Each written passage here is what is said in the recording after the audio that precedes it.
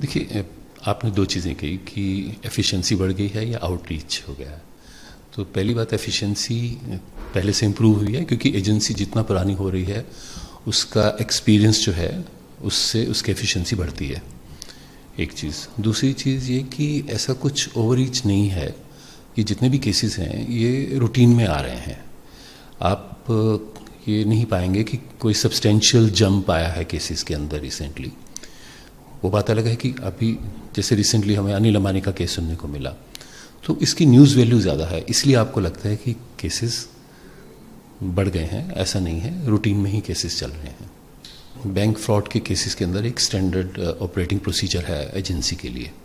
जितने भी अभी केसेस हुए हैं सभी में एक पैटर्न फॉलो होता है, उसी तरह से इस केस के अंदर भी एक पैटर्न फॉलो हुआ है। इसके बारे में आपने पीछे पार्लियामेंट में भी डिस्कशन हुआ था कि 12,000 करोड़ का जो डिस्पर्सल था इनका वो क्वेश्चनेबल था। तो ये चीज़ तो सामने से दिख रही थी कि ये होने वाला है। और आप ये देखिए कि इस time Yes Bank, Canara bank, State Bank of India, इन तीनों का जो है लोन फ्रॉड का अनिल अंबानी की कंपनियों के ऊपर इशू चल रहा है। अभी जो करंट इशू हुआ है ये प्राइमरली येस बैंक के केस से इनिशिएट हुआ है, क्योंकि येस बैंक के जो इन्होंने लोन लिए थे वो बैड लोन्स हो गए। तो जब उनका एनालिसिस हुआ, फाइनेंशियल एनालिसिस हुआ, तो उसमें पता लगा कि कुछ फंड्स की डाइवर्शन हुई है against the proper utilisation of it. उसके अलावा जो राणा कपूर के जो पर्सनल कुछ कंपनियां थी उनके साथ भी इनकी ट्रांजैक्शन देखने को मिली थी। तो इन सबको देखते हुए ईडी का जो एक्शन है वो जस्टिफाइड है। देखिए, जहाँ तक प्रिलिमिनरी फाइंडिंग्स मीडिया से आ रही हैं, जो पार्लियामेंट में जो इस बारे में कहा गया है, तो केस तो काफ़ी स्ट्रॉन्ग लगता है। तो अनिल अंबानी जी के लिए इसमें काफ़ी मुश्किलें आएंगी, क्योंकि इतने बड़े कॉरपोरेट के अंदर जितनी भी ट्रांजैक्शंस हैं वो सब क्लियरली विजिबल है। उसमें ग्रैंड थॉर्टन ने भी अपना फॉरेंसिक ऑडिट किया था, सेबी ने भी इसके अंदर अपना ऑडिट किया था, उनकी भी कुछ फाइंडिंग्स हैं। तो ये सब जो फाइंडिंग्स हैं ये केस तो एक तरह से कंफर्म ही है। देखिए, कोई भी लॉ है ना वो इवॉल्विंग होता है, तो मैच्योर होता है धीरे धीरे। अभी ये 10 साल पुराना लॉ है, तो इसके अंदर टाइम लगेगा मैच्योर होने में। तो जैसे सुप्रीम कोर्ट ने विजय मगन लाल चौधरी के केस के अंदर पीछे अपनी जजमेंट दी थी, उसके अंदर लोगों ने रिव्यू पिटीशन की है। तो जैसा आपने बोला कि समन्स और अरेस्ट का एक मेन मुद्दा है, ये मुद्दा है। उसके अलावा अभी सुप्रीम कोर्ट हो सकता है कि बाकी मुद्दे भी उसको दोबारा से रिव्यू करे। मुझे लगता है उसमें थोड़ी सी कुछ गलतफहमी है शायद, क्योंकि कन्विक्शन रेट होता है कि जो केसेस का ट्रायल पूरा हो गया है। हमारे पास टोटल करीबन 5,500-6 हज़ार के आसपास केसेस हैं ईडी के, लेकिन उनका ट्रायल अभी बहुत लिमिटेड पूरा हुआ है। मैंने भी ये फिगर्स देखी थी, शायद 40 के आसपास केसेस में कन्विक्शन हुआ है।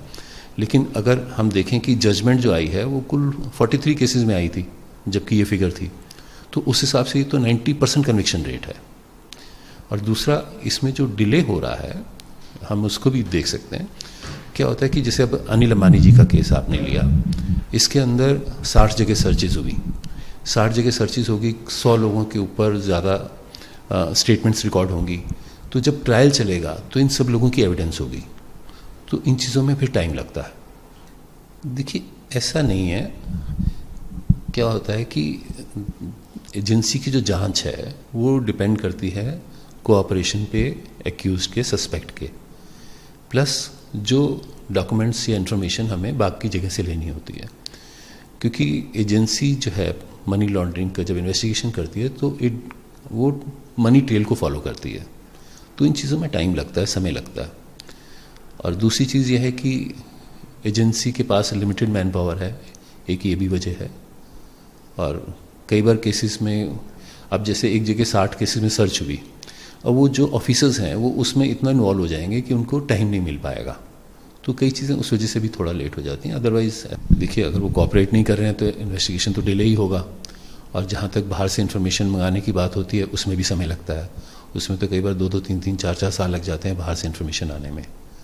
तो इसलिए उसमें इन्वेस्टिगेशन में डिले होना एक नॉर्मल है। छांगुर बाबा चर्चित केस इस समय छांगुर बाबा का केस जो ईडी देख रही है, अरेस्ट भी कर चुकी है, क्या केस है सर, अगर आप समझा पाएं कि इसमें ईडी का कितना रोल है छांगुर बाबा केस में? देखिए, पहले ईडी का फंक्शन समझिए।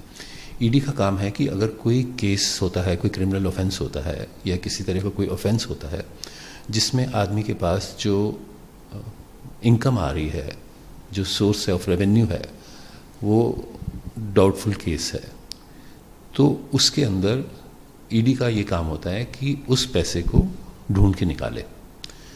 तो जैसा कि छागुन बाबा के बारे में हम सुन रहे हैं कि इनको विदेशों से बहुत पैसा आया, करीबन 100 करोड़ के आसपास आया।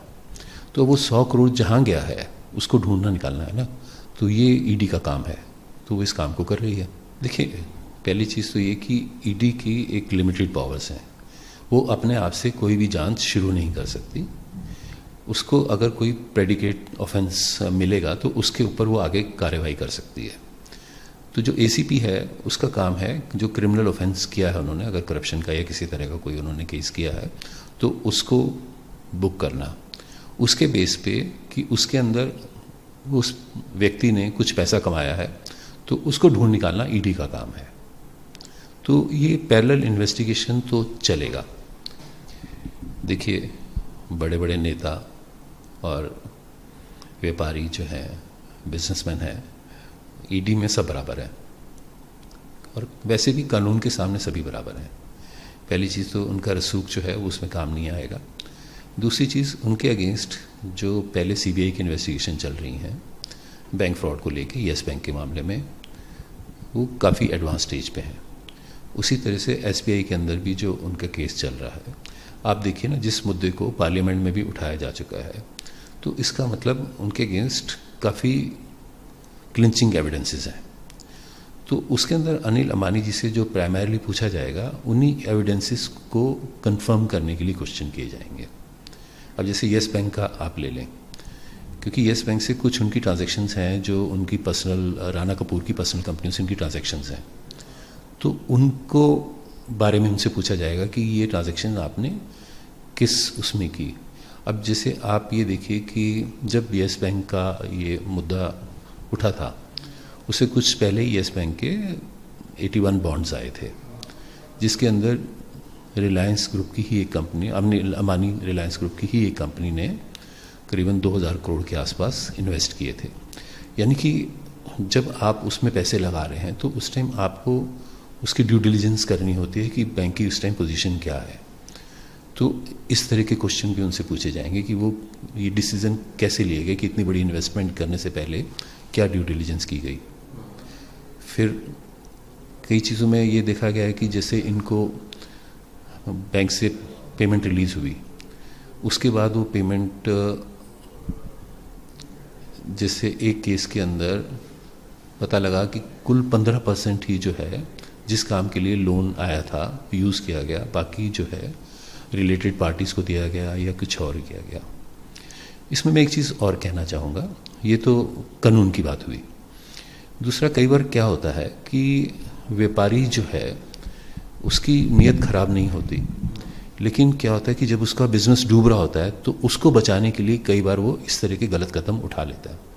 क्योंकि जो इंटर कंपनी डिपॉजिट्स या एक कंपनी से दूसरी कंपनी में फ़ंड ट्रांसफ़र या लोन की एवरग्रीनिंग या इस तरह की चीज़ें जो की जाती हैं, कई बार इसलिए नहीं की जाती कि उसकी नीयत चोरी की है, ये इसलिए भी हो जाता है कि उसको अपना बिजनेस बचाने के लिए ये करना पड़ता है।